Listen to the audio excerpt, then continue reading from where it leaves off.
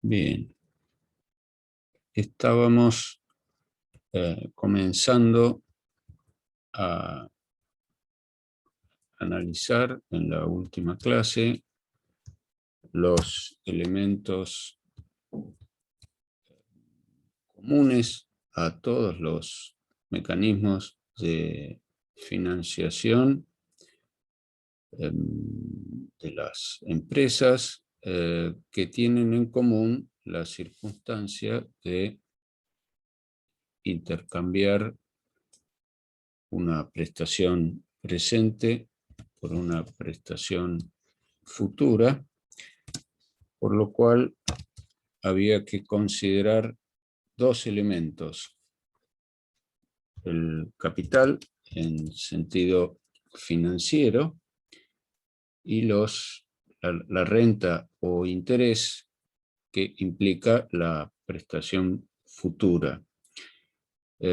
Para eso retomemos las diapositivas que veníamos considerando. Habíamos empezado a focalizarnos análisis en la noción de dinero y habíamos empezado a ver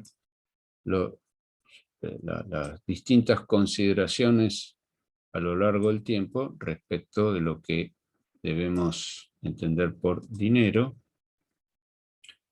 Y si no recuerdo mal, habíamos hecho un breve repaso respecto de los elementos que habían sido utilizados a lo largo del tiempo a los fines de cumplir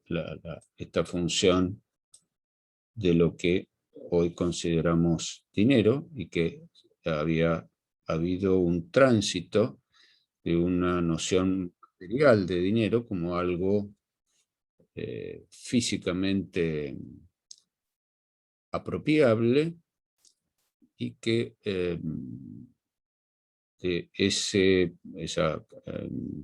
materialidad del dinero en función de un valor intrínseco en ese elemento material utilizado como dinero se había pasado a una noción de representación del dinero sobre la base de elementos que carecían de ese valor intrínseco, y a partir del momento a partir del cual se empieza a hablar de dinero fiduciario, que es el que está respaldado por la decisión de un Estado nacional que determina qué debe considerarse como dinero. A partir de esto aparece la necesidad de distinguir una noción jurídica del dinero, donde vamos a ver que desde este punto de vista, dinero es aquello que un Estado nacional determina como tal, y que tiene la posibilidad de ser el medio último de cancelación de obligaciones, aún para aquellas obligaciones que no hubieran nacido como obligaciones de dar sumas de dinero, sino que el dinero también puede cancelar aquellas obligaciones en las que por imposibilidad o incumplimiento de la prestación original se establece una compensación o un resarcimiento, que en ese caso también permite cancelar las obligaciones a través de la entrega de sumas de dinero. Por otro lado, tenemos una noción económica o funcional del dinero, en la que el dinero aparece como, en algunos casos, como medio de cambio, esa función originaria que tuvo en el origen y que logró sustituir el trueque, o dejar, no sustituir, sino dejar el trueque en un espacio marginal, para transacciones poco relevantes. Luego tenemos esta función de cancelación de obligaciones, que ya habíamos visto, pero también las partes se pueden, tanto para utilizar como medio de cambio como para cancelar obligaciones, las partes se pueden poner de acuerdo en utilizar otros elementos, si ambas lo consienten, para cancelar obligaciones. De modo tal que vamos a ver aparecer nuevas formas, nuevos mecanismos que permiten cumplir con estas funciones. Tenemos también otra función que es la conocida como reserva de valor. La posibilidad, el dinero, o los elementos que la gente utiliza con estas otras funciones que vimos anteriormente, cuando decide o cuando se encuentra que le sobra para el cumplimiento de las necesidades más inmediatas y decide postergar otros consumos para un tiempo futuro, se da el caso que el dinero también puede constituir una reserva de valor. Y acá se da también la situación de que las personas pueden elegir conservar el valor acumulado de sus tenencias en reconocimiento de situaciones obtenidas, en reconocimiento de transacciones anteriores, pueden elegir utilizar otros elementos distintos del dinero de curso legal. Así vemos hoy día que en razón de la inflación crónica que existe en nuestro país a lo largo del tiempo, las personas han decidido ahorrar en moneda extranjera, generalmente se utiliza el dólar estadounidense, por cuanto sabemos que quien conserva dinero de curso legal durante un tiempo demasiado prolongado o durante un determinado tiempo, no siempre necesariamente prolongado, se va a encontrar que el poder adquisitivo de ese dinero habrá disminuido, por lo cual busca preservar el valor a través de otros elementos. Así tenemos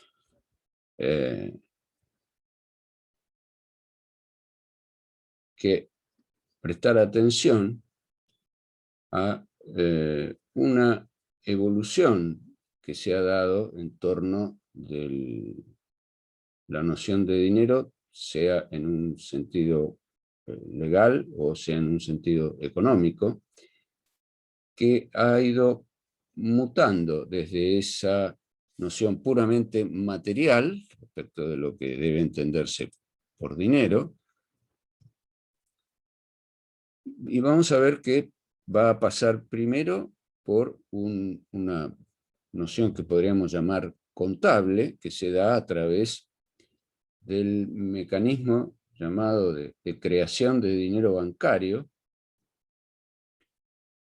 cuando el dinero se utiliza en contratos de depósito bancario. A partir,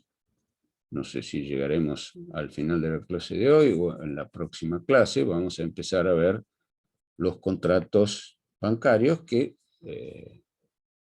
guardan entre sí todas estas similitudes en cuanto a los problemas referidos a las nociones de capital e interés que estamos analizando ahora. Y vamos a ver que cuando se da el caso, que cuando una persona concurre físicamente a un banco a entregar billetes, dinero en sentido material, dinero de curso legal, luego de efectuado esa transacción, va a darse el caso que el banco va a estar habilitado para utilizar ese dinero, dadas las características de este contrato llamado depósito. El banco se va a encontrar en la posición en que el dinero recibido lo puede volver a prestar. Y una vez recibido por el prestatario, generalmente ese dinero va a terminar también en una relación jurídica de depósito, donde se va a producir un mecanismo similar que ahora vamos a analizar a través de otra diapositiva que explica este mecanismo. Y así, a esta noción originariamente material de dinero, basada primero en un objeto de valor intrínseco, luego en otro elemento cuyo valor está dado por la confianza del público en su aceptabilidad, que es lo que llamamos dinero fiduciario, y luego de esta otra forma de utilización de dinero llamada dinero bancario o dinero contable, vamos a ver aparecer otras formas a través de la difusión de la tecnología digital. Vamos a poder considerar también una posibilidad de algo que podríamos llamar dinero electrónico, dinero digital o de alguna otra forma.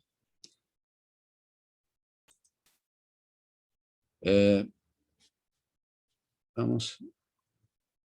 a ver este esquema que con relación a lo que llamamos creación de dinero bancario, tenemos en el cuadro de arriba la situación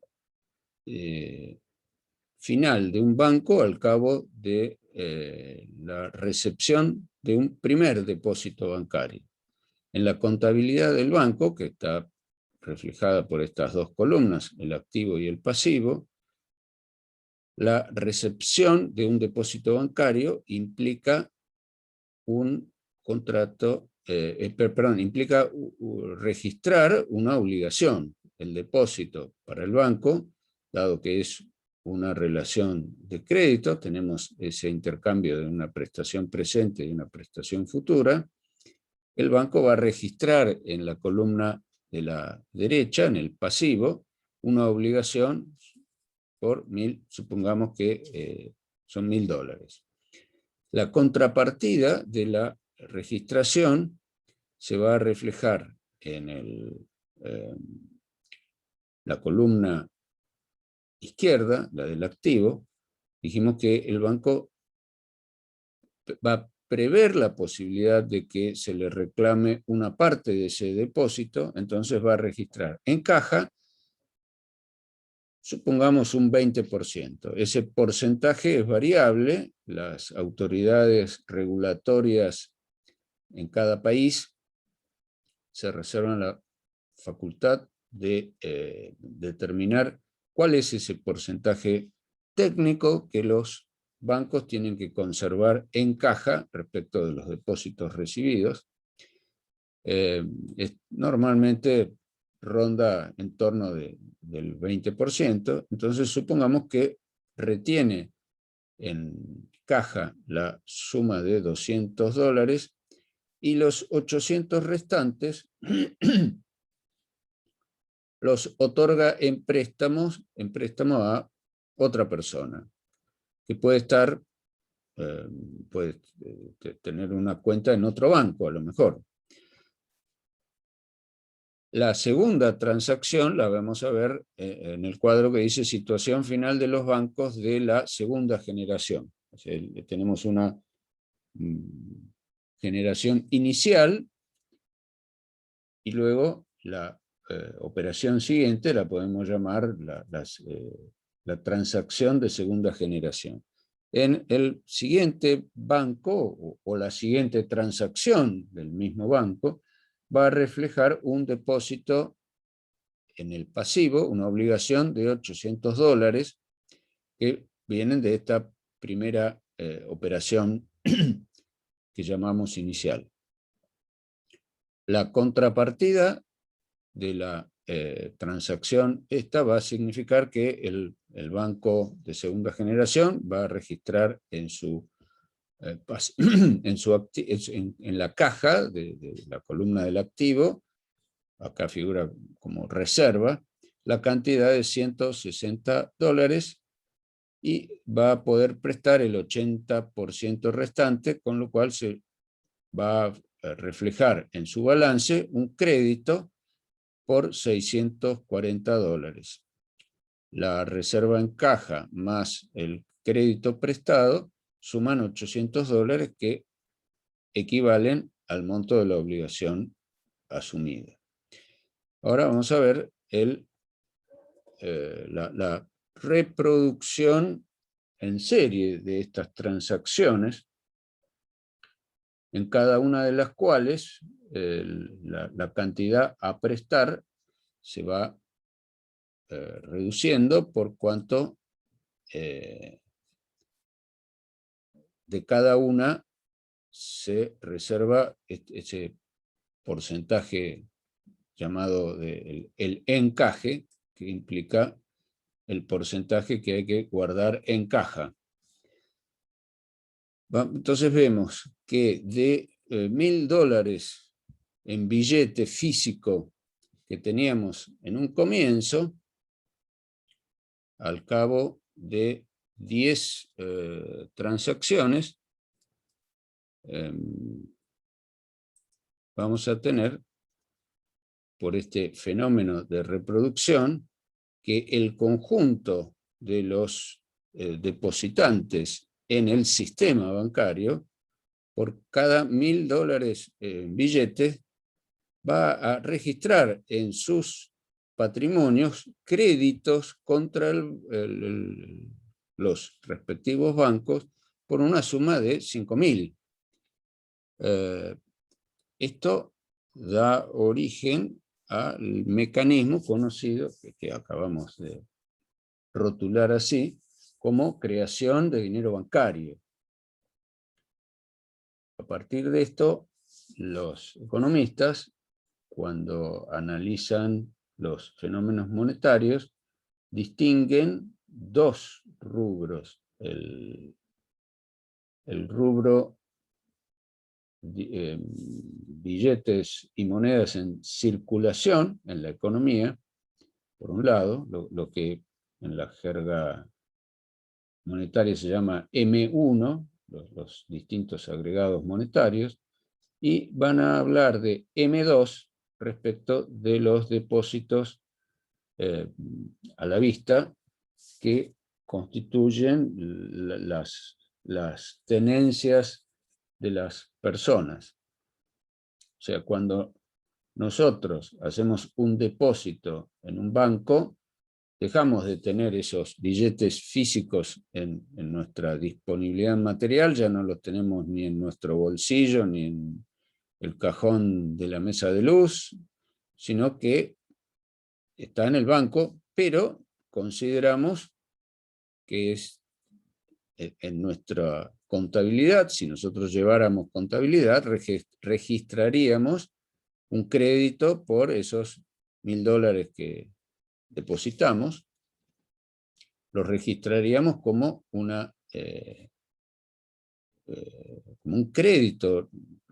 a nuestro favor, y a partir de ahí podríamos efectuar consumos sin necesidad de retirar esos billetes, y a través de todo un juego de mecanismos contables podemos ir con una tarjeta de débito a un establecimiento comercial que va a entregarnos bienes o servicios, efectuando asientos contables y restando de nuestro depósito en el banco el importe correspondiente a esa transacción, a esa prestación. Nosotros nos iremos con un bien físico o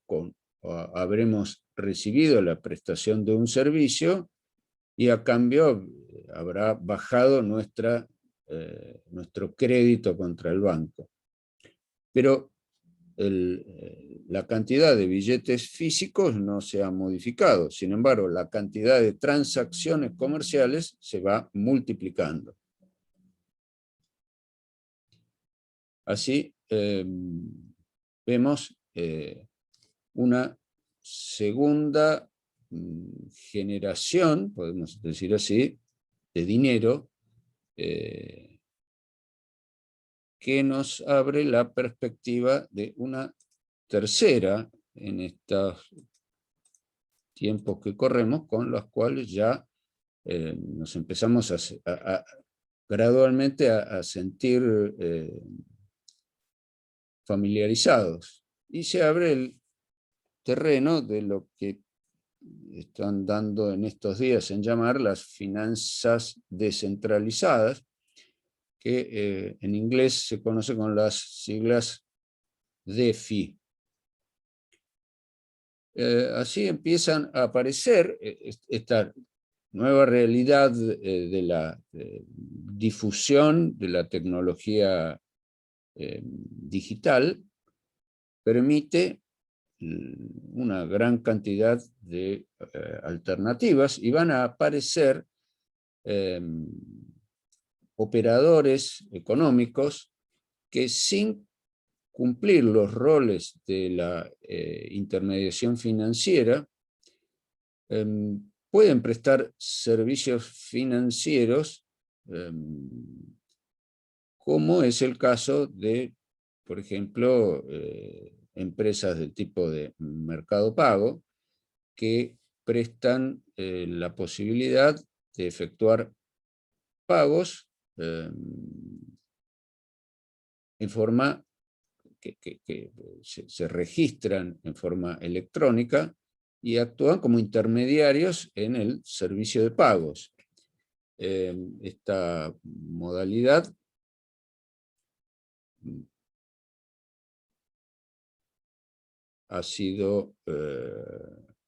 ha comenzado a regularse en nuestro país. Tuvo una primera regulación a principios del año pasado, enero de 2020. Hubo dos circulares del Banco Central que, como recordarán, en virtud de que el artículo 3 de la ley 20.526 le permite al Banco Central regular actividades que, sin estar comprendidas en la categoría de intermediación, el Banco Central, o más bien el Congreso de la Nación, le ha facultado al Banco Central a regular esas otras actividades que, por su relevancia, puedan tener incidencia en el mercado, en el ámbito monetario de la economía de un país. En virtud de eso, el Banco Central, en primer lugar, estableció la necesidad de que los proveedores del servicio de pago, en la jerga se los identifica con las iniciales PSP, proveedor de servicios, S de servicios y P de pago, En primer lugar, se tienen que registrar. Y entre otras regulaciones, establece que las sumas de dinero que los clientes de estos servicios registren en las cuentas de estas empresas, las tienen que mantener en un depósito en un banco del sistema financiero, en lo que podríamos llamar un encaje del 100%. Estas empresas no pueden volver a prestar, porque cuando utilizamos estos servicios tipo Mercado Pago, tenemos dos maneras de fondear ese crédito para que la empresa le transfiera el dinero correspondiente a la transacción que realizamos, y una de esas dos maneras es o bien utilizar una tarjeta de débito para que se registre o de crédito para fondear el pago nuestro, o bien se puede hacer una entrega de dinero en efectivo en la cuenta de esta empresa intermediaria en los pagos. Entonces, sobre las sumas recibidas o bien por transacciones contables o a través de acreditación de dinero físico, estos proveedores de servicio de pago no pueden volver a prestar nada. El 100% de esas sumas las tienen que mantener en caja. Por otro lado, otros operadores también pueden realizar operaciones de préstamos. O sea, no con los mismos fondos, o bien creando una empresa paralela como sujeto de derecho independiente, o bien a través de mecanismos contables que permitan asegurar esa independencia de las operaciones. Estas empresas también proveen servicios financieros a personas que necesariamente no puedan no tener acceso a la operatoria bancaria, lo que se conoce como personas no bancarizadas. Esto entra en la órbita de lo que se conoce como el objetivo de la inclusión financiera. Hacer llegar este tipo de servicios a personas que por diversas circunstancias, por no estar familiarizadas con las formalidades que exigen las reglamentaciones bancarias para poder operar con bancos o con entidades financieras, se les otorgan préstamos a través de la página web, sin pisar un establecimiento o sin concurrir a una empresa, y mediante formalidades y recaudos sencillos, les otorgan servicios financieros a cualquier persona. Entonces, toda esta gama de negocios se deben llamar fintech, en el sentido de que expresa en inglés la conjunción de las palabras financial, financiero, y tech, de tecnología o tecnológico. Y de la mano del fintech aparece otro nuevo fenómeno, que es el de las criptomonedas, que podemos genéricamente y por aproximación denominar,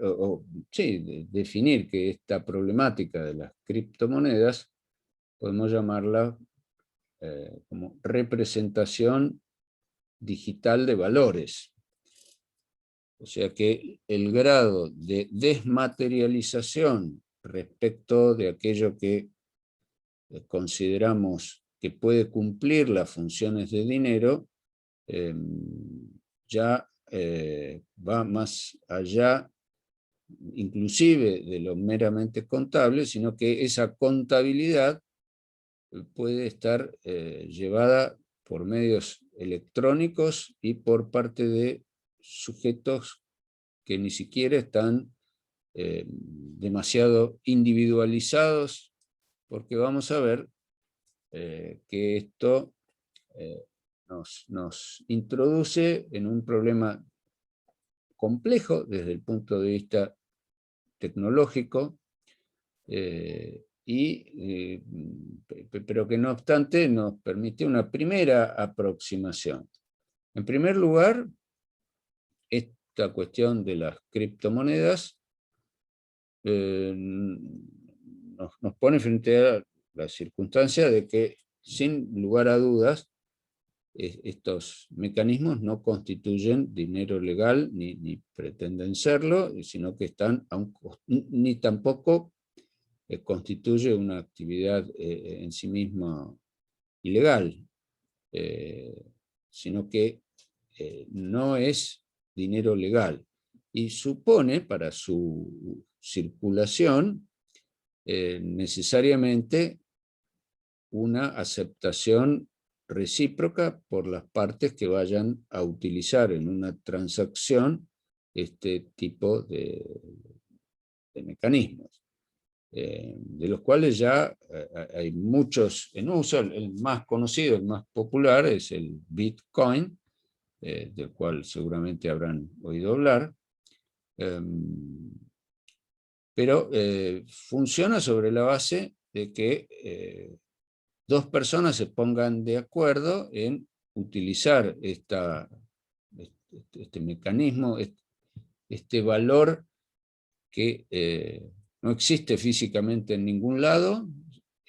pero que sí está representado digitalmente a través de un mecanismo complejo,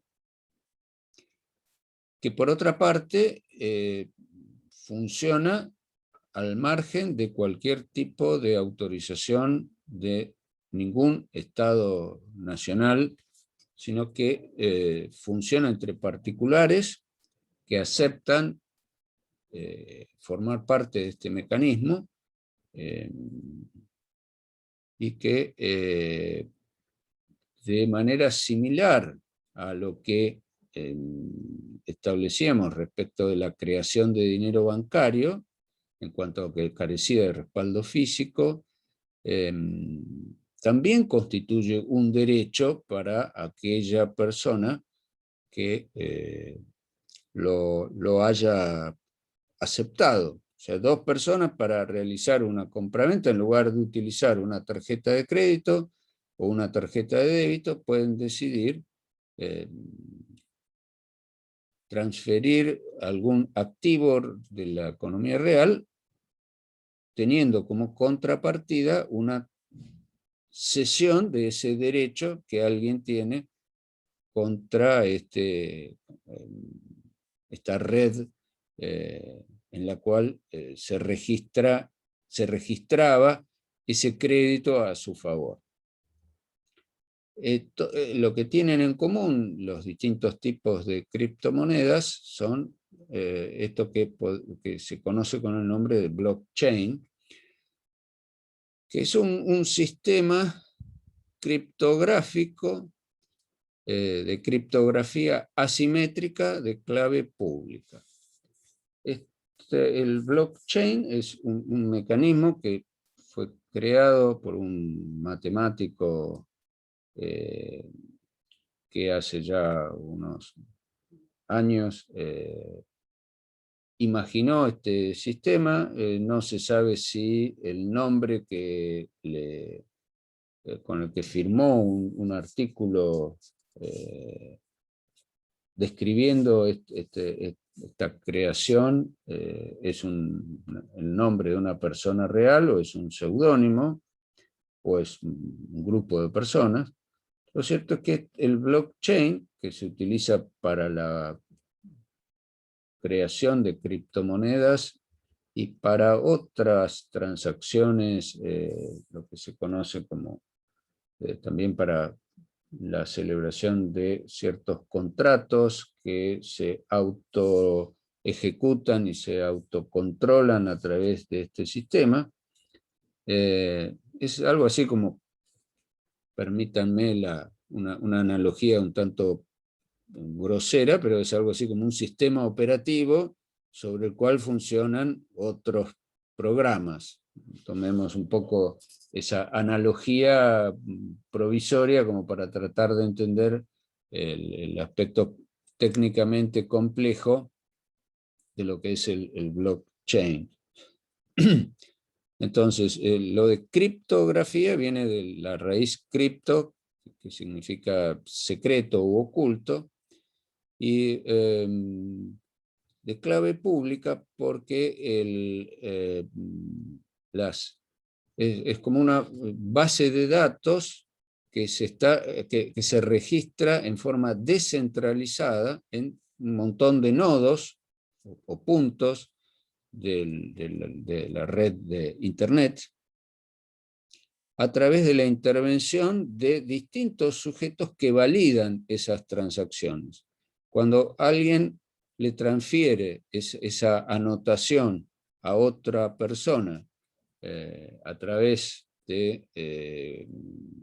una transacción en la red, esa transacción tiene que ser validada por distintos operadores que contribuyen a esa registración múltiple y simultánea de la operación y que tienen una retribución por esa intervención. Son los que se conocen como los mineros, los que validan esas transacciones y perciben una retribución por esa intervención de validación de la transacción en esta gran base de datos pública, donde no, insisto, no interviene ninguna autoridad estatal, y en virtud de esto se genera un sistema pues, que en su origen tuvo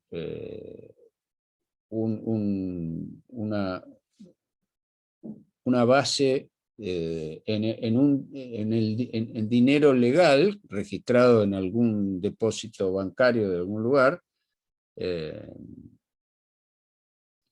pero que se ha desprendido de él y que queda al margen del control de las autoridades monetarias. Por cierto que estas criptomonedas, en cuanto a su equivalencia en dinero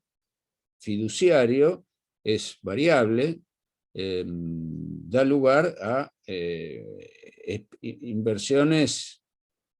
desde cierto punto de vista altamente especulativas. Si ustedes prestan atención a en los diarios, en las páginas especializadas, a la correlación que existe entre el blockchain y su valorización en dólares, diariamente puede tener oscilaciones muy significativas, razón por la cual han aparecido mecanismos similares al blockchain, perdón, a estas criptomonedas, como el Bitcoin, que genéricamente se han denominado stable coins, o sea, traducido al castellano serían monedas estables, que también están basadas en esta misma tecnología, pero que a diferencia de las criptomonedas, que no tienen ninguna correlación con el dólar estadounidense ni con ninguna otra moneda de curso legal, estas otras sí lo tienen, y permiten también hacer transacciones que los sujetos titulares de esos derechos los presten, digamos así, a otros sujetos y que obtengan una renta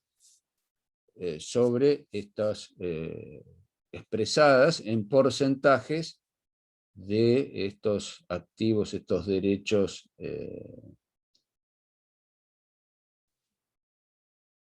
contables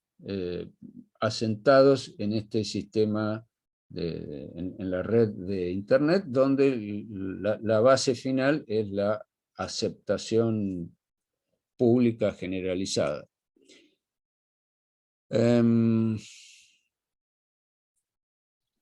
Profe, Sí. Oscar López hizo una consulta. ¿Cuál es la diferencia entre la criptomoneda y el dólar en cuanto a su legalidad? ¿Quiere saber?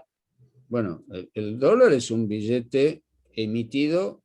por un Estado nacional. Bueno, en primer lugar es una denominación genérica porque tenemos distintos países que denominan dólar a su moneda, así como nosotros usamos la expresión peso, los ingleses usan la expresión libra, Estados Unidos usa la expresión dólar, pero hay que aclarar que el dólar al que generalmente nos referimos es el dólar estadounidense. Es una moneda, un billete emitido, es un dinero fiduciario, en el sentido de que Estados Unidos tiene distintos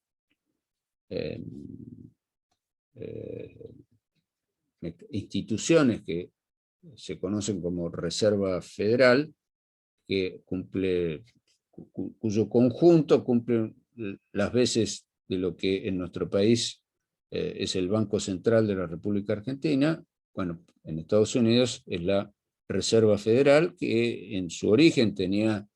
una base de respaldo en oro, que estaba localizado en Fort Knox, y que allá por 1974 independizó la emisión de dólares billetes de esa reserva de oro y pasó a funcionar como un dinero fiduciario, pero que la aceptación generalizada por parte del público, no solo dentro de los Estados Unidos, sino que por diversas razones ha pasado a ser utilizado a tener aceptación en todo el mundo. Si uno va con las personas que han tenido la posibilidad de viajar fuera del país, no hablemos solamente de Europa, de Estados Unidos, sino quien ha cruzado a Uruguay sabe que el dinero argentino es de muy baja aceptabilidad, aún en un país tan próximo como el Uruguay. En cambio, si uno va con dólares, puede hacer las transacciones y es posible que en un comercio cualquiera le acepten dólares billetes. O sea, el dólar es un billete físico que emite un país, Estados Unidos de Norteamérica. En cambio, las criptomonedas son valores registrados digitalmente a través de este sistema complejo, que es el blockchain, una cadena de bloques, es la traducción de la palabra, y que su aceptación es posible, pero, por ejemplo, si vamos a hacer una transacción con dólares billetes en el bolsillo a un comercio, nos lo van a aceptar los dólares o no, según pero tenemos alta probabilidad de que nos acepten los dólares. En cambio, no es tan sencillo realizar una operación con una criptomoneda. En primer lugar, tenemos que tener una conexión a la red de Internet, que si bien en un teléfono celular nosotros podemos tener conexión a Internet, y si el comercio al que vamos también tiene conexión a Internet a través de una computadora o lo que fuere, se puede, teóricamente, si el comercio lo acepta, podría aceptar esa transacción, pero en la práctica los tiempos de validación de la operación no se adaptan tanto para que en el comercio diario la criptomoneda funcione. Podemos usar Bitcoin o alguna otra equivalente para una operación que lleva un poco más de tiempo su negociación y que no requiere una validación inmediata, como cuando estamos en un restaurante, donde la registración contable de la operación se da en forma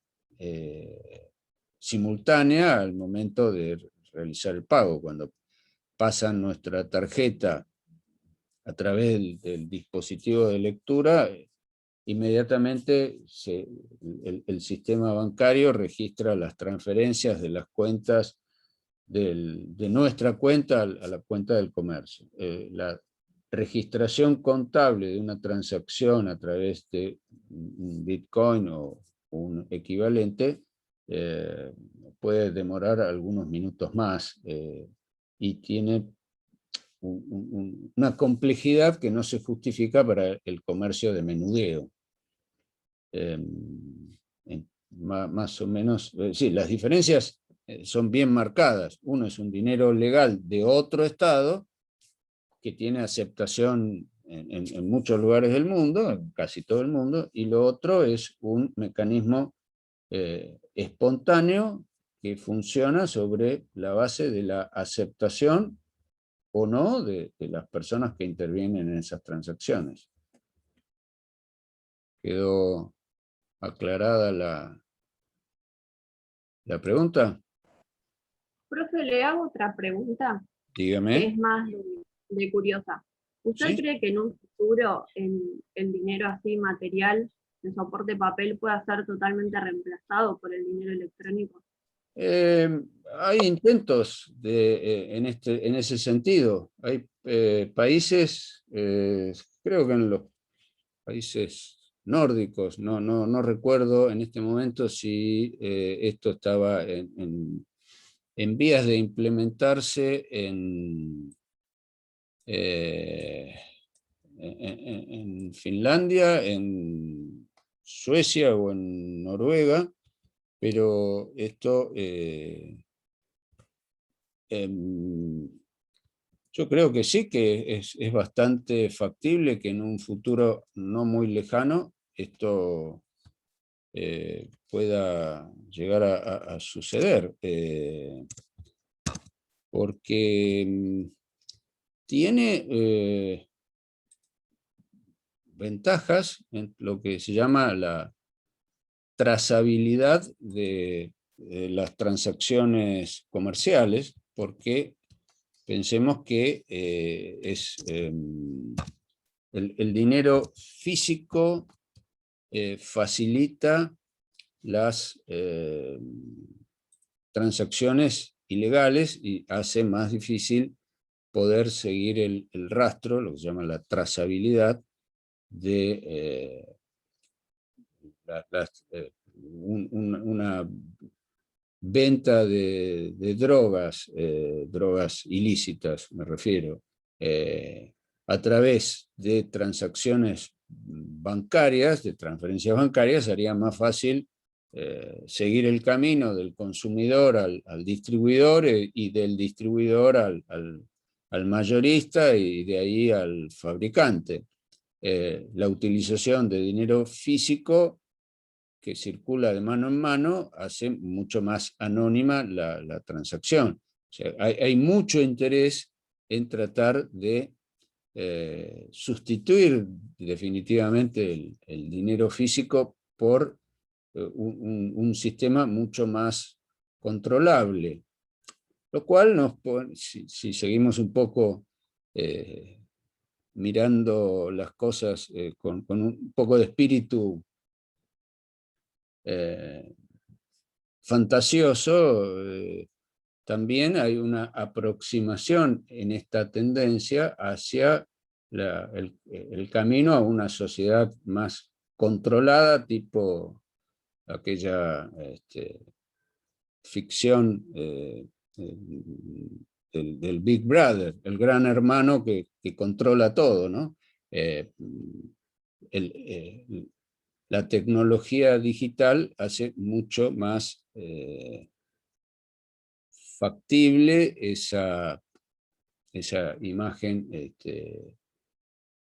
esa proyección de imaginarnos un futuro probable o posible, pero bueno, acá ya estamos dejando el terreno del análisis de lo concreto al de las conjeturas, donde el ser humano no siempre acierta en esto de las proyecciones. A ver, aprovecho para ver el chat.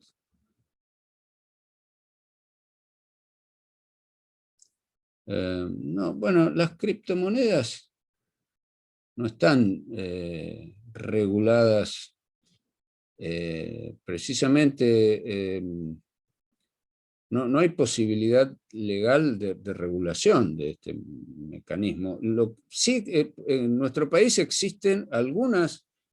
regulaciones. Las regulaciones que existen, me corrijo, vamos a ponerlo en otros términos. Existen regulaciones de tipo,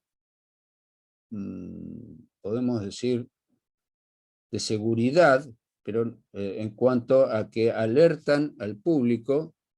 En nuestro país hay disposiciones, comunicaciones emanadas de por ejemplo, la Comisión Nacional de Valores, donde dan consejos y pautas al público respecto de los riesgos que significan este tipo de transacciones. Si consideramos regulación a esto, bueno, podemos decir que hay regulación, pero no en el sentido de que se limite la cantidad de criptomonedas en circulación, como sí lo puede hacer el Banco Central respecto del dinero fiduciario. Hay disposiciones fiscales que pueden... hay algunas disposiciones fiscales que tienen grandes dificultades, porque ¿cómo se establece cuál es la ganancia en este tipo de transacciones? Yo ayer tenía 10 bitcoins que valían $500.000 y hoy cayó la cotización y son 40.000. Bueno, gané, perdí, es un terreno muy resbaladizo, respecto del cual empieza a haber legislación en distintos países, pero de ninguna manera esa legislación es equiparable a la que existe respecto del dinero fiduciario, porque la cantidad de criptomonedas en circulación no puede ser controlada por la naturaleza misma del mecanismo. Está basado en la aceptación del público. Bien, bueno, retomamos lo que veníamos diciendo y vamos a ver el otro componente de las prestaciones que intervienen en los contratos que tienen por objeto la circulación del crédito. Teníamos la prestación originaria, que llamábamos desde el punto de vista financiero capital, porque recordemos que hay otras acepciones de la palabra capital, en un sentido contable y en un sentido económico. Desde el punto de vista financiero, capital es la prestación originaria en una relación de crédito que genera a su vez la prestación de la renta o interés, que es lo que da lo que justifica la motivación por la cual alguien se va a desprender de un capital. Si lo hace, habrá de ser por la expectativa de obtener una renta. Bueno, vamos a hacer una breve, dada la importancia de esta prestación en los contratos de créditos, vamos a hacer a pasar una breve revista acerca de la suerte que ha tenido, que ha corrido el interés en la historia del hombre. En la antigüedad no hubo una reflexión de tipo económico sobre el interés. En la práctica encontramos en pueblos muy antiguos los rastros que dejó en las transacciones económicas el pacto que se hacía respecto de intereses. Así vamos a encontrar en los testimonios más antiguos que nos han quedado escritos, como por ejemplo el Código de Hammurabi, en la ciudad de Babilonia. Hammurabi era un rey en Babilonia, que vivió allá por el 1700 a.C., donde quedó reflejado en un monolito que hoy se encuentra en el Museo del Louvre, en París, en escritura cuneiforme, con una ilustración, la visión de ese pueblo, de que según la cual un dios, al que llamaban Shamash, o algo así, le entrega al rey Hammurabi el texto legal, algo parecido a la tradición hebrea, según la cual Moisés recibe las tablas de la ley, los 10 mandamientos de Yahvé. Bueno, en ese monolito que luego fue traducido, están escritas las reglas de esta antigua comunidad y reflejan la existencia de transacciones sobre transacciones en las cuales las partes que recibían crédito se obligaban a pagar intereses a cambio. Lo mismo vamos a encontrar en las leyes de Manu, o Manu, que datan más o menos del 1300 a.C., y viniendo un poco más acá, entre los griegos anteriores a la llamada época clásica, al siglo de oro, al siglo de Pericles, un siglo antes, en Atenas, aparece un legislador Solón, en torno del cual se teje toda una historia muy, muy interesante, y que en esas leyes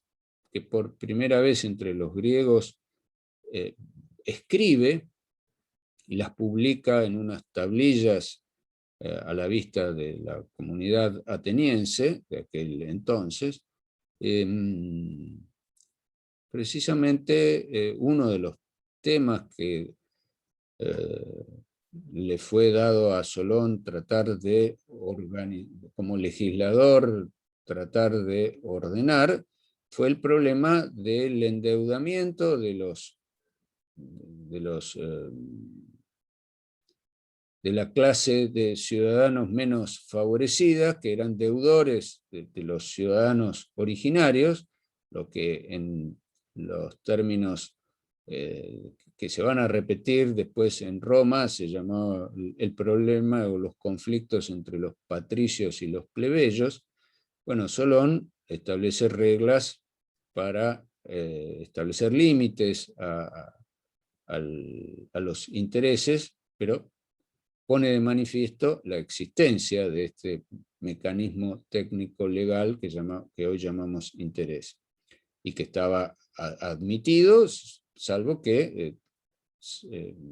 consideró necesario establecer regulaciones al respecto, pero de ningún modo prohibiciones. Algo similar pasa con las 12 tablas, que es también una legislación que se da un poco más acá, en el 400, las leyes de Solón datan del siglo, de los años 600 y pico, la de las 12 tablas del 450, las 12 tablas es una legislación que en los comienzos de la República, una comisión de ciudadanos, los llamados decemviros, son comisionados para ir a obtener estas leyes escritas que se decía que tenían los griegos, y así también en lo que nos ha quedado como registro escrito de esas leyes, también encontramos que, que era una práctica aceptada en la del interés. La cuestión del interés como problema, como prohibición, aparece entre los hebreos por primera vez, pero desde una perspectiva muy particular, porque en lo que para el cristianismo se conoce como Antiguo Testamento, en varias disposiciones, como los libros del Éxodo, el Levítico y el Deuteronomio, aparecen prohibiciones respecto de la posibilidad de cobrar intereses, pero en el marco de disposiciones aplicables solamente a las relaciones entre los miembros de la comunidad. No les era prohibido a los antiguos hebreos prestar interés a los extranjeros, sino solamente entre hermanos, entre miembros del mismo pueblo, desde la perspectiva de que para un pueblo agrario que no le daba a los capitales no les permitía un uso reproductivo, la utilización del préstamo ocurría solamente en circunstancias de extrema necesidad. Quien pedía prestado lo hacía para resolver una carencia insalvable, y que luego le iba a resultar muy difícil restituir ese dinero recibido, por cuanto no le daba al dinero una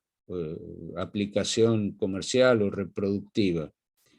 Bueno, esto va a dejar una huella en Occidente, que se va a reflejar en la interpretación que se le dio más adelante a un pasaje del Evangelio de San Lucas, en el cual se encarece la generosidad. Entonces, si se estimula, hay una expresión referida utiliza la palabra prestar, pero en el marco de un mandato insisto, de caridad. si prestáis a aquellos, o sea, la idea es prestar sin esperar recompensa, lo que surge de este pasaje que están viendo en la diapositiva en este momento. Y esto, no hay ninguna consideración económica sobre el interés en el Evangelio, salvo este pasaje que no la tiene, pero sí alude al préstamo y a que la obligación moral de prestar prestar con generosidad y no sobre la base de que vayamos a ser retribuidos por este deber hacia el semejante. Pero esto se va a mezclar con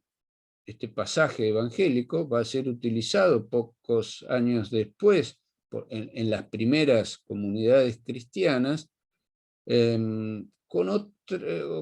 motivo de otro problema. Las comunidades cristianas primitivas cumplían entre sí, o habían desarrollado, perdón, entre sí, dentro de sí, un sistema asistencialista de ayuda mutua respecto de los miembros menos favorecidos de la comunidad, generalmente las viudas y los menores huérfanos, para lo cual reunían y administraban fondos comunes. Entonces, las primeras comunidades desarrollaron reglas prohibiendo que los ministros de la comunidad emplearan esos fondos reunidos con fines caritativos en transacciones financieras, por cuanto eso ponía en riesgo el capital. Entonces, se les prohíbe a los ministros, a los sacerdotes, a quienes cumplían las funciones que hoy llamamos sacerdotales, y que tenían a su cargo la administración de estos fondos comunes, utilizarlos en operaciones a interés. Esto era una disposición similar a aquella que impide que, por ejemplo, los empleados bancarios vayan a los locales donde se hacen juegos de apuestas, ¿no? Ir al hipódromo, para evitar la tentación de utilizar fondos ajenos para obtener una ganancia propia, ¿no? Voy el viernes, saco dinero de la caja, voy al juego, apuesto a un caballo, gano, devuelvo el dinero que saqué y me quedo con la ganancia. Bueno, esa idea de negocio peligroso fue la que dio lugar a que se desarrollaran reglas que después todo el régimen legislativo de la organización de la Iglesia se va a llamar, va a tomar un nombre propio, se va a llamar la legislación canónica, y de ahí aparece esta prohibición, que poco tiempo después, sumado a este pasaje evangélico, durante la Edad Media va a dar lugar al desarrollo de un clima muy negativo respecto de la legalidad del interés. A estos, los primeros pensadores, los llamados padres de la Iglesia, entre los siglos 3 a 5 después de Cristo, se van a basar, en primer lugar, en el pensamiento de los filósofos de la antigüedad clásica, que nunca llegaron a hacer un análisis económico del problema del dinero, sino que miraban la cuestión del dinero desde una perspectiva estática y no encontraban un fundamento a la posibilidad de vamos a decir, generación espontánea de dinero que se daría a través del reconocimiento de intereses a cosas que de por sí eran inanimadas. Entonces, Aristóteles va a resumir este pensamiento diciendo que el dinero no engendra dinero. Y es una frase que se fue repitiendo desde esta perspectiva que veía que las únicas posibilidades de autogeneración de cosas se daba en la naturaleza. O sea, una planta podía dar lugar a una semilla que luego, vuelta a plantar, generaba otra planta. O un animal, la hembra de cualquier especie podía engendrar nuevos animales de la especie. Pero no así, no encontraban una explicación a la posibilidad de que se le reconociera valor a elementos inanimados. Esto va a ser fruto de una nueva forma de pensar. Señala, hay un pensador de principios del siglo XX, Oswald Spengler, que hace un análisis de cómo las culturas evolucionan de manera que no siempre hay una continuidad entre ellas. Spengler hace un análisis de la historia del derecho en la antigüedad entre lo que él llama como en un segundo estadio, la cultura mágica o la cultura de los magos, por referencia a los magos de Persia, que comprende el periodo posterior al apogeo de Roma, ya la época de Justiniano, el codificador del derecho romano, en el año 500 aproximadamente de la era cristiana, él la ubica dentro de este periodo marcado por la aparición de las religiones del cristianismo primero y del islamismo después. Y un tercer estadio es el que se da a partir en la Baja Edad Media, cuando los bárbaros empiezan a construir los estados, los pueblos, los llamados pueblos bárbaros, llamados por los romanos, empiezan a construir los estados europeos modernos. Y él señala que en el tránsito de una cultura a la otra van quedando elementos que son tomados fuera del contexto originario y se va deformando la comprensión de los mismos. Bueno, él señala que con relación a muchos elementos jurídicos, la visión de los romanos, que eran un pueblo que vivía su mentalidad se forma en un contexto económico donde se vivía exclusivamente de la agricultura, y la explotación agropecuaria la llevaban a cabo esclavos, por lo cual la visión de las relaciones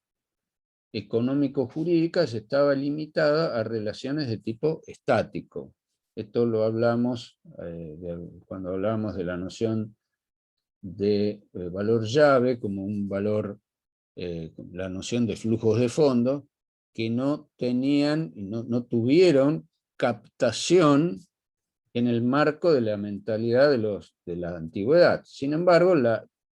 estructura jurídica moderna de las codificaciones del principio del siglo XIX,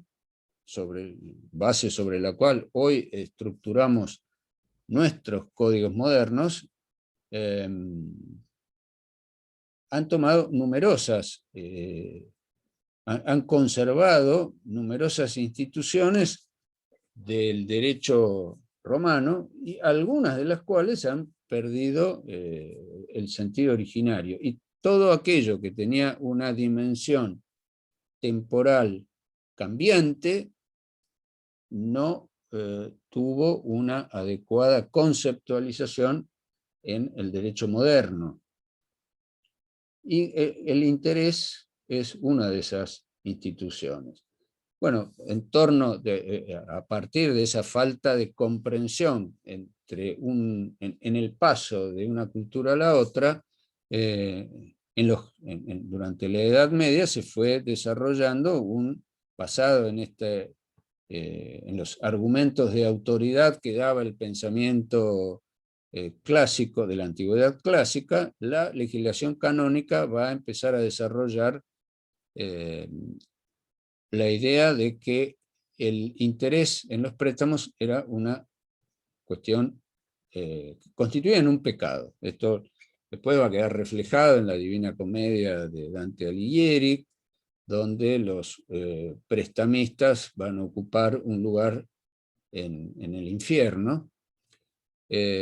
Bueno, y esta visión que tiene su origen en un pensamiento de raíz ética, va a trasladarse a la legislación positiva a partir del siglo IX, cuando Carlomagno, durante cuyo reinado se va a producir un pequeño renacimiento de la vida intelectual en Europa, que luego de la caída de Roma había tenido un descenso muy significativo, y el problema va a pasar entonces de una cuestión religiosa, un enfoque ético del problema del interés, va a pasar a constituirse en una regla de derecho positivo. El pensamiento escolástico, que se va a desarrollar un poquito después, va a tener una visión, se va a ver obligado, dado que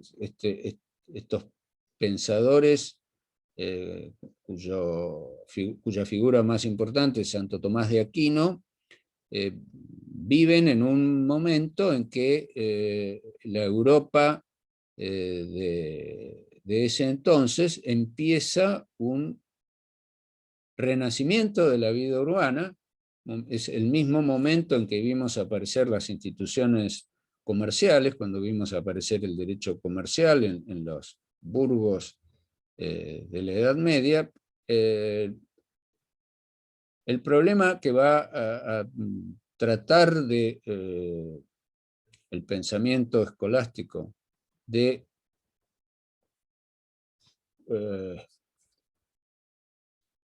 compatibilizar es la circunstancia de que no hay comercio sin crédito y no hay crédito sin interés. Entonces va a desarrollar una nueva teoría del interés manteniendo la idea básica de su falta de justificación, y va a elaborar argumentos metafísicos, repetir el argumento de la esterilidad del dinero, de que el dinero, en el consumo del dinero no se puede distinguir la cosa del uso. Va a decir que nadie puede cobrar por el transcurso del tiempo, que hay una apropiación indebida. No obstante ello, va a establecer que bajo ciertas circunstancias es legítimo cobrar intereses. Y es más, Santo Tomás va a elaborar una nueva palabra para designar el accesorio del capital. La palabra interés se empieza a utilizar a partir de Santo Tomás, porque va a utilizar esta expresión para diferenciarla de lo que hoy diríamos interés ilegítimo, que entre los romanos, o desde los romanos, se llamaba usura. Expresión que no tenía ninguna connotación negativa, sino que la usura era el precio que se cobraba por el uso del capital ajeno. De modo tal que Santo Tomás va a elaborar estas nociones justificativas de cuando lo que en principio es ilegítimo, cuando puede serlo. Y va a elaborar las nociones de daño emergente, lucro cesante, la idea de la retribución del peligro de pérdida del capital, al que están sometidos, por ejemplo, los mercaderes que llevaban en caravanas las mercancías a tratar de vender en otro lugar, y entonces también va a encontrarse justificada la retribución del trabajo del mercader por el riesgo personal que asumía. Entonces vamos a ver una nueva visión del problema, y así vamos a ver nacer durante esta etapa posterior al desarrollo del comercio, vamos a empezar a ver la aparición de contratos que van a encubrir el cobro de intereses en los contratos de crédito, tales como el contrato de sociedad, el contrato de cambio, la utilización engañosa de las cláusulas para considerar moratorios. Ahora vamos a ver más adelante la distinción entre intereses compensatorios, que son los que retribuyen el mero uso del capital durante el periodo de indisponibilidad del dinero por parte de su propietario, y moratorio, el interés que corresponde al periodo posterior al vencimiento de la obligación. Entonces, dado que la mora justificaba el cobro de un interés a partir de la existencia de un daño que podía ser emergente o potencial, aparece la práctica de hacer figurar, correr la fecha de entrega de un dinero para hacer aparecer los intereses como retribución del incumplimiento. Bueno, después aparecen otras formas complejas que han desaparecido en el derecho moderno, como la moatra o el contrato trino, que era una explicación muy capciosa de que en realidad la práctica del cobro de intereses podía explicarse a través de 3 contratos sucesivos. Entonces, a medida que los comerciantes van utilizando su creatividad para hacer circular en las transacciones económicas estas prácticas del cobro de intereses, pero en forma encubierta, la legislación canónica va a ir extendiendo la prohibición de los intereses no solamente al contrato de mutuo, como fue la prohibición originaria, sino que van a ir extendiendo esa prohibición a otras figuras jurídicas. Y así aparecen en la Edad Moderna otras figuras sustitutivas, como las rentas. Va a leerse de una nueva forma, van a leerse de una nueva forma los pasajes evangélicos, y van a empezar a aparecer quienes sostengan que estas prohibiciones estaban, o más bien, que el sentido del Sermón de la Montaña tenía un valor distinto al que le había sido atribuido por los padres de la Iglesia, que debía entenderse como un deber de caridad que no comprendía solamente al interés, sino que si alguien prestaba con una finalidad exclusivamente altruista, no tenía que tener expectativa, no solo de que le fuera restituido un premio sobre aquello que había prestado, sino que tampoco tenía que tener expectativa de que le fuera retribuido aquello que había prestado. O sea que no solamente la generosidad implicaba dejar de percibir el interés, sino que la generosidad debía implicar también no tener expectativa de que le fuera devuelto el capital. Bueno, va a aparecer un primer autor allá por el 1500, en Francia, un jurista llamado Salmacio, que va a establecer los primeros argumentos en favor de la legitimidad de los intereses, y un par de siglos después van a aparecer los primeros teóricos como Jeremy Bentham en Inglaterra y Turgot en Francia, que van a dar los primeros argumentos con un fundamento económico, y van a advertir que la equivalencia entre las prestaciones estaba dada, porque ese era el argumento que a partir de los primeros padres de la Iglesia negaban la legitimidad de los intereses, porque decía que había una desigualdad entre las prestaciones, que la prestación futura tenía que tener la misma cuantía que la originaria. Cualquier cosa que se exigiera por encima de aquello que se había recibido, se decía era usura. Y esa equivalencia va a ser visualizada a partir de estos pensadores, ya estamos hablando del 1700, va a ser visualizada en el sentido de que para que haya una transacción, el que se desprende de una cosa va a encontrar un interés mayor en la prestación futura, y que si hay un contrato es porque el co-contratante va a tener un interés inverso, va a apreciar más lo que el otro tiene, y desde esa perspectiva de las valoraciones recíprocas de quien da y quien recibe, hay una igualdad. Para mí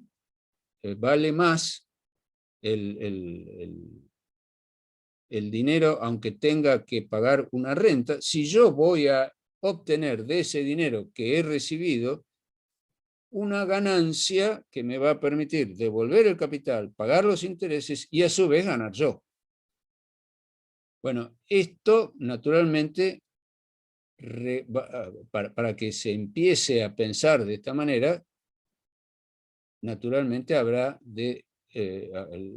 la vida social en Europa tuvo que evolucionar a un punto tal en que las posibilidades de darle usos reproductivos a los capitales se generalizaran. Esto no se daba en los pueblos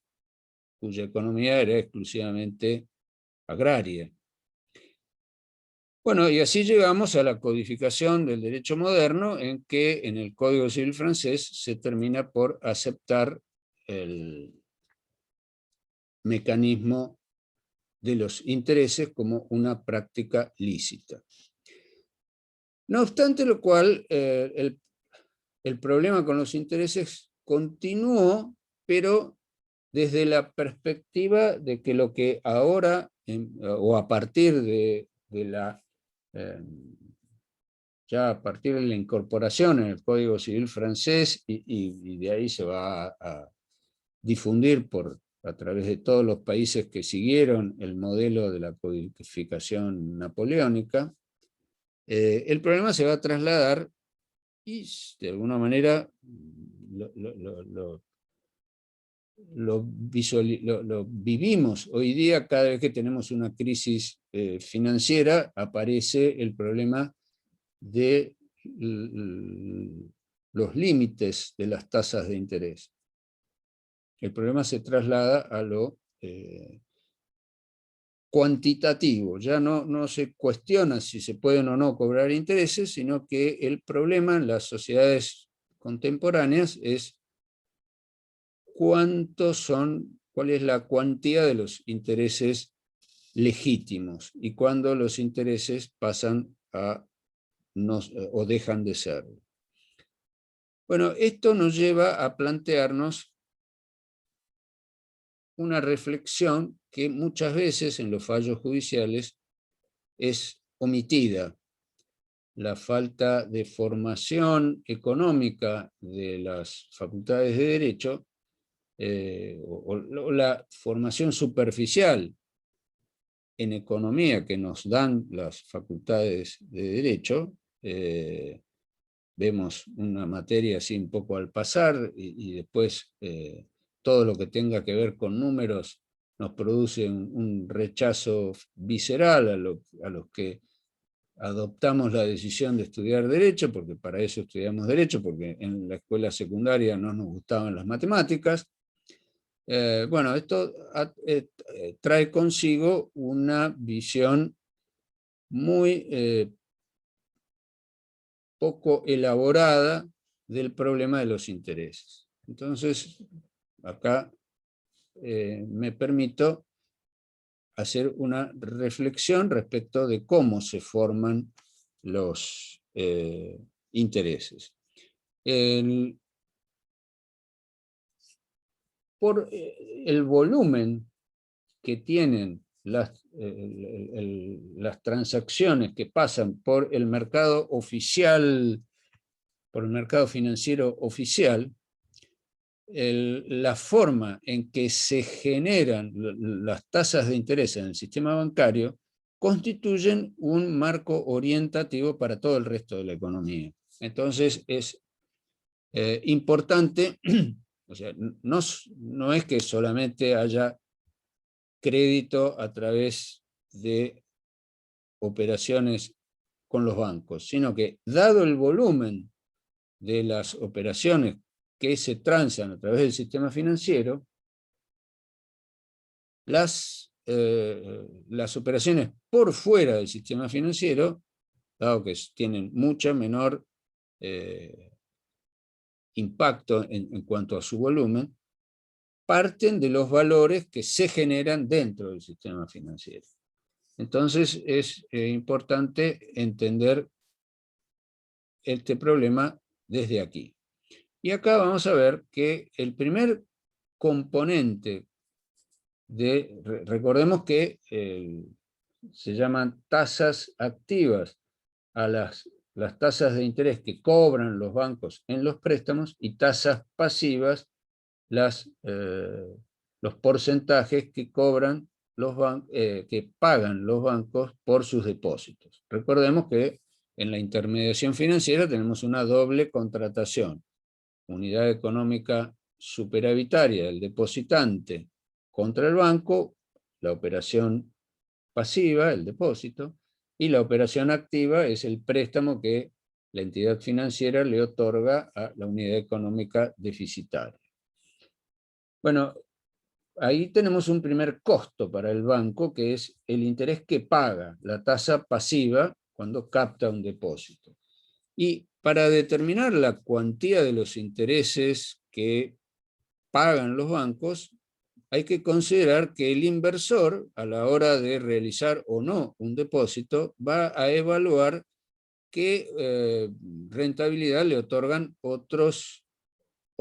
alternativas de inversión. Entonces, los bancos, a la hora de captar depósitos, van a competir con la posibilidad que le otorgue a la unidad económica superavitaria mantener sus ahorros por ejemplo, en dólares. O la posibilidad que obtenga de invertir en un título de renta por un empréstito otorgado por el Estado. Hoy por hoy, dado el Estado, la situación del Estado argentino que había caído en cesación de pagos y que finalmente las obligaciones, o sea, el Estado argentino dejó de pagar los empréstitos que había otorgado en moneda extranjera, y tanto con títulos que estaban emitidos bajo legislación extranjera, como los títulos que había emitido bajo legislación local, los incumplió, y a mediados del año pasado los refinanció, pero la cotización de esos títulos en los mercados inmediatamente los refinanció para pagar a partir del 2029, 2030 aproximadamente. Pero dada la poca previsibilidad de la capacidad de pago en un futuro, ha determinado que esos títulos nuevamente cayeran en las cotizaciones en los mercados secundarios, con lo cual hoy esta alternativa nos parece ilusoria. Nadie confía en la renta que va a pagar un título por un empréstito emitido por el Estado argentino, pero en otros momentos en que el Estado no está en situación de incumplimiento, o en este momento en que, si bien salió de esa situación de incumplimiento, son títulos a muy largo plazo, prácticamente hoy no constituyen una alternativa de inversión, pero en otros momentos sí pudo funcionar así. También hay títulos de renta variable. El inversionista puede decir: me conviene suscribir acciones que pagan dividendos, ciertas empresas pagan dividendos y la rentabilidad promedio puede convenirme. Bueno, esas son especulaciones que en cada momento y en cada coyuntura hace el inversor. Y esto constituye un elemento para determinar si el banco le va a pagar más o menos. Hay un punto de equilibrio a partir del cual el inversor toma la decisión. El otro elemento que se utiliza para medir esa, que utiliza el inversor para tomar su decisión, es comparar esa rentabilidad, esa tasa de interés pasiva que le paga el banco con relación a la inflación. Por otro lado, hay herramientas de control que utiliza el Banco Central que pueden incidir en la cuantificación de esa tasa de interés. Hoy día el Banco Central se da una cierta paradoja, emite títulos que suscriben los propios bancos, títulos de corto plazo, que deben suscribir y por las cuales el Estado les paga una renta que constituyen como un piso. O sea, el Banco Central ha creado estos títulos que se conocen con el nombre de letras de liquidez y que su sigla es LELIQ, y es un título que el Banco Central utiliza para regular la política monetaria. Cuando emite dinero porque tiene que comprar dólares para el Banco Central, para pagar, por ejemplo, un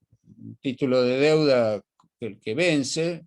ahora la semana pasada venció una obligación con el Club de París, el Banco Central decidió no pagarla, va a negociar, pero si lo hubiera pagado hubiera tenido que emitir dinero para comprar dólares. Entonces luego, para que esa cantidad de dinero que emitió no cause perturbaciones en el funcionamiento de la economía, el Banco Central suele utilizar una técnica que se conoce como esterilización del dinero. Entonces, para retirar esa cantidad de dinero en circulación, emite estos títulos de deuda. Y esto, como los LELIQ, por ejemplo. Y esto a su vez sirve como un piso para fijar las tasas de interés mínimas que tienen que pagar los bancos por sus depósitos. Entonces acá tenemos un primer costo, así como para cualquier producto industrial, para fijar cualquier productor industrial, para fijar el precio de venta de sus productos, tiene que partir de la base de cuánto le cuesta la materia prima. Bueno, la materia prima de los bancos en la intermediación financiera es la tasa pasiva. Luego, esa tasa de interés también tiene que estar en relación con porque el sistema financiero argentino no es una isla en el mundo, sino que está relacionado con el resto del mundo. Hay otro componente que determina a través de transacciones que realizan las empresas, que pueden realizar transacciones con el exterior, en lo que se refiere a la financiación de la compra de sus insumos, o por préstamos que puedan obtener del interior. Hay todo un sistema de vasos comunicantes, a partir de los cuales hay otro factor que es lo que se llama prima de riesgo. Es tiene dos elementos. Lo que se llama riesgo país, que es la diferencia entre lo que significa para un prestamista prestarle a un deudor que está en la República Argentina y prestarle a un deudor que está en Finlandia. Entonces se elabora un índice que está dado por la sobretasa que paga un país por sus bonos. Para obtener financiamiento del Estado argentino, ¿qué tasa de interés tiene que pagar con relación a la tasa que paga el Tesoro de los Estados Unidos? O sea, la diferencia entre el rendimiento de un título público emitido por el gobierno nacional y un título de características similares emitido por el Tesoro de Estados Unidos. Hay una estadística conocida como índice ENVI, que es la sigla de Emerging Markets Bond Index, calculado por el JP Morgan Chase, que establece para todos los países del mundo ese valor diferencial. Entonces, eso ya de por sí constituye un elemento que compone el riesgo de un costo adicional que tiene el dinero por circular en la República Argentina, frente a la alternativa de prestarle ese dinero a alguien en otro lugar del mundo. Esa misma opción también cuenta para el depositante, perdón, para la unidad económica superavitaria. Si yo le tengo que prestar el dinero al banco, en la Argentina eso tiene un riesgo adicional a hacer un depósito en un banco del exterior.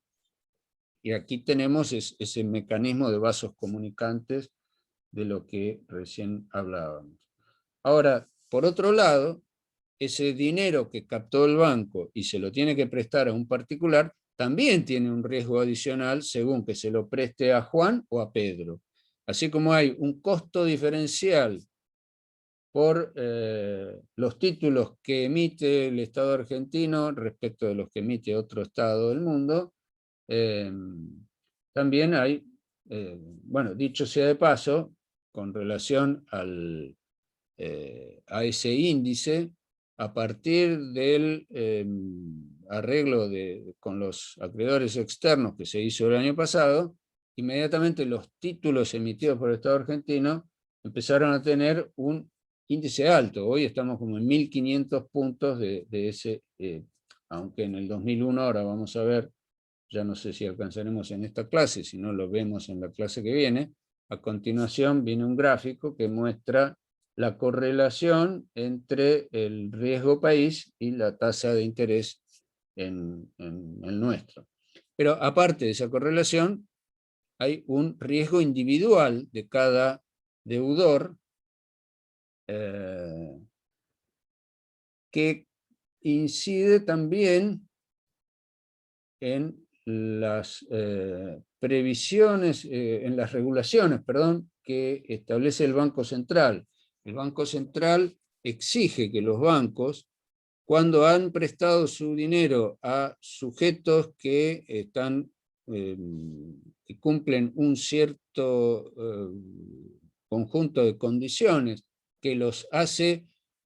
que hace poco previsible su recupero, o sea, hay un sistema de calificaciones que tienen que hacer todos los bancos respecto de su clientela. Bueno, cuando un banco le prestó dinero a un cliente que está mal calificado, resulta que tiene que hacer previsiones por esa incobrabilidad. Tiene que deducir, hacer una previsión significa deducir del balance, de los ingresos del balance, contar como un costo una parte de aquellos créditos que es probable que no los llegue a cobrar. Entonces, cuando se le presta dinero a una persona que no tiene una buena calificación, ese costo que tiene para el banco generar esa previsión, lo tiene que compensar cobrándole una tasa un poco más cara que la que le cobraría al vecino de al lado. A continuación, hay que considerar en el esquema del banco, hay que ir sumándole a lo que paga por la tasa de interés, más esa prima de riesgo de orden general, más la prima de riesgo de orden individual, tiene que prorratear entre todas las operaciones que realiza los costos administrativos, los sueldos de sus empleados, los impuestos, etcétera, etcétera. Y a eso además le tiene que sumar la ganancia de los accionistas. De ahí resulta la tasa de interés final, que también es objeto de análisis por el Banco Central, sobre lo cual el Banco Central, si bien tiene facultades de establecer tasas máximas, en la práctica lo que ha resultado más eficaz es establecer otro tipo de controles a través de las facultades que vimos que tiene el Banco Central en lo que hace a evaluar la liquidez y la solvencia de las entidades. Vimos que el Banco Central puede establecer correlaciones entre los distintos rubros de los balances de los bancos, lo que se llaman las regulaciones técnicas. Entonces, el banco a través de esas regulaciones técnicas puede establecer a través del monitoreo, como si dijéramos, medirle la presión sanguínea, la temperatura corporal, en fin, los distintos índices que surgen de los estados contables de los bancos, pueden establecer ciertas regulaciones que también pueden llegar a tener incidencia sobre la tasa de interés final. Bueno, esto lo vemos reflejado en este gráfico que correlaciona estas distintas variables. Por ejemplo, esta sombra representa acá en la base del gráfico vemos el índice ENVI. Bueno, ahí está. La tasa pasiva es la línea amarilla, la línea celeste es la tasa activa cobrada por el Banco Nación, la línea roja, estas verticales rojas, miden la tasa. Esto es un índice que el Banco Central dejó de elaborar. No está actualizado, esto va desde el año 98 hasta el año 2009. Estas variables no se repiten en los periodos posteriores, pero esto es ilustrativo para medir el periodo de la anterior crisis de cesación de pago, la gran crisis del 2001-2002, cómo las distintas variables económicas van acompañadas entre sí. Bueno, ya estamos sobre el final de la hora. Podemos agregar algún comentario más a este gráfico, pero nos vamos a extender. Analícenlo si tienen alguna preocupación, alguna cuestión que no les resulte clara. Me lo pueden preguntar ahora y en un par de minutos lo aclaramos, o lo vemos la clase que viene, o me escriben un mail. No sé si quieren aclarar ya alguna cuestión o